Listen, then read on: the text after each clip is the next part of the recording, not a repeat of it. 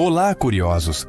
Olhem para essa taça. Não é apenas uma bebida, é um líquido que carrega milênios de história. Você sabia que o vinho tem mais idade do que a maioria das civilizações que estudamos? Ele não é apenas uma bebida.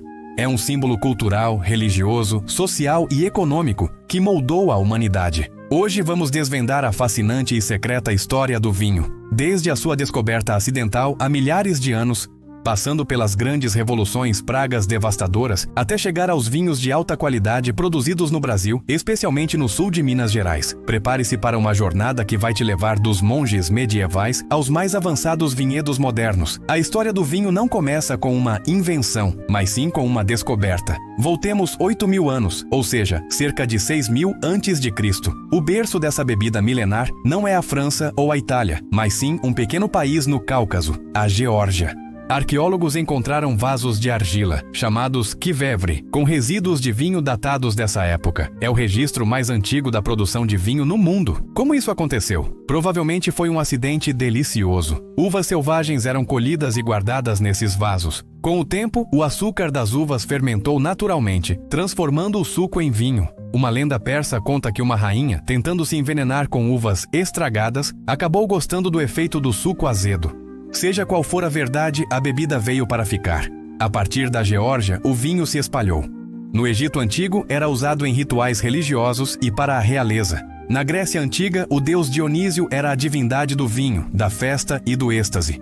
Os romanos, com seu deus Baco, levaram o vinho por todo o seu império, tornando-o parte essencial da dieta diária, da medicina e da cultura. Era até mais seguro de beber do que a água, que muitas vezes estava contaminada. Durante a Idade Média, com a queda do Império Romano, o conhecimento sobre o vinho quase se perdeu. Mas, felizmente, os monges católicos, especialmente os beneditinos e cistercienses, se tornaram os guardiões dessa tradição. Eles não apenas mantiveram as técnicas de viticultura, mas também as aperfeiçoaram em mosteiros, principalmente na França. Eles eram os maiores produtores e detentores do conhecimento sobre a fabricação do vinho. Essa era também viu o surgimento de grandes ícones. O champanhe, por exemplo.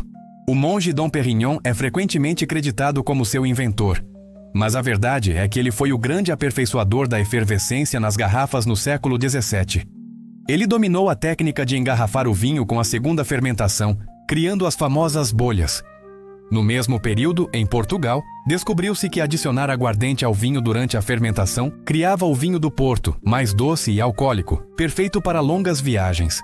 E na região de Bordeaux, na França, técnicas de blend, ou seja, a mistura de uvas, foram aprimoradas para criar vinhos complexos e balanceados, mas nenhuma dessas inovações teria sido tão impactante sem a evolução da embalagem. No século XVII, o desenvolvimento de garrafas de vidro mais resistentes e, crucialmente, a adoção da rolha de cortiça revolucionaram a indústria. Pela primeira vez, era possível vedar o vinho de forma hermética, permitindo que ele envelhecesse e melhorasse na garrafa. Antes, o vinho era consumido jovem e em barris, com pouca capacidade de guarda. No século XIX, a indústria do vinho europeia enfrentou sua maior catástrofe, a praga da filoxera. Esse pequeno pulgão, vindo da América, começou a atacar as raízes das videiras europeias, quase aniquilando todos os vinhedos do continente em poucas décadas. Foi um desastre de proporções épicas. A salvação, ironicamente, veio do mesmo lugar de onde a praga veio, a América.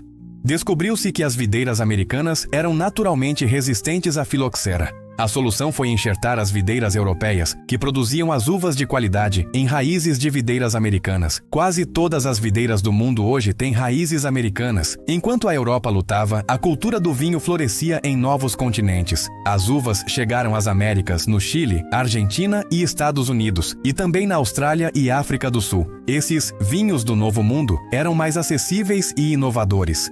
O auge veio com o famoso Julgamento de Paris, em 1976, onde, em uma degustação às cegas, vinhos californianos venceram os prestigiados vinhos franceses. Foi um choque para o mundo do vinho e provou que a qualidade não era exclusividade europeia. Hoje, a indústria do vinho é um gigante global. França, Itália e Espanha, o velho mundo, ainda são pilares de qualidade, tradição e terroir consagrado. Mas países como Chile, Argentina, Estados Unidos e Austrália, o Novo Mundo, competem ferozmente em volume, tecnologia e inovação, ganhando cada vez mais espaço e reconhecimento. E o Brasil, como se encaixa nisso? A história da viticultura no Brasil, especialmente no sul do país, na Serra Gaúcha e no Vale dos Vinhedos, é uma jornada de superação. Com clima desafiador, produtores brasileiros têm investido pesado em tecnologia e pesquisa, resultando em vinhos que, antes vistos com ceticismo, hoje conquistam prêmios internacionais e encantam paladares exigentes. Mas a grande surpresa e curiosidade recente vem de Minas Gerais, mais especificamente do sul de Minas. O clima quente da região era considerado inviável para vinhos finos.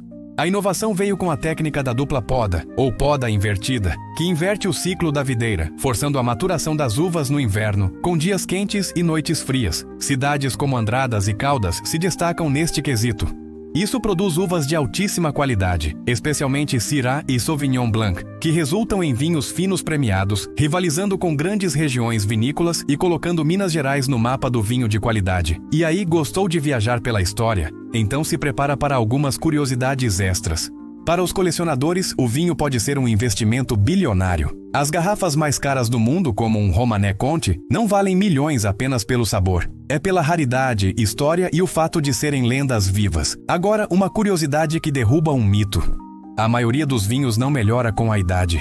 Cerca de 90% dos vinhos produzidos no mundo são feitos para serem consumidos em 1 a 5 anos. Apenas uma pequena porcentagem, aqueles com a estrutura correta, bons taninos e acidez, têm potencial para envelhecer por décadas. O resto só azeda. E já ouviu falar em terroir? É a combinação única de solo, clima, topografia e até a cultura local que dá ao vinho um sabor único. É por isso que um Cabernet Sauvignon da Califórnia é diferente de um da França, mesmo sendo a mesma uva. É o sabor do lugar. E claro, a relação com a saúde. O paradoxo francês, a ideia de que o consumo moderado de vinho tinto pode ter benefícios para o coração, ainda é um tema de debate, mas a ciência continua estudando seus efeitos. O maior desafio para o futuro do vinho é o aquecimento global.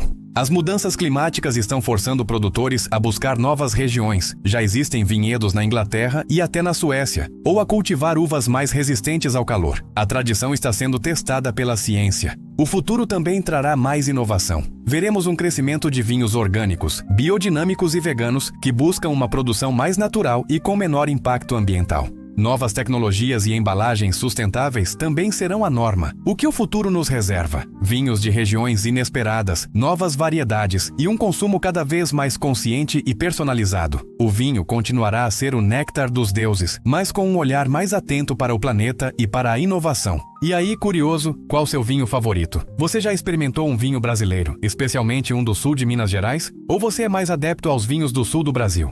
Qual outra curiosidade sobre o vinho te surpreendeu? Deixe seu like se você se encantou com a jornada do vinho e inscreva-se para mais histórias que transformam o comum em extraordinário. Nos vemos no próximo vídeo. Até lá!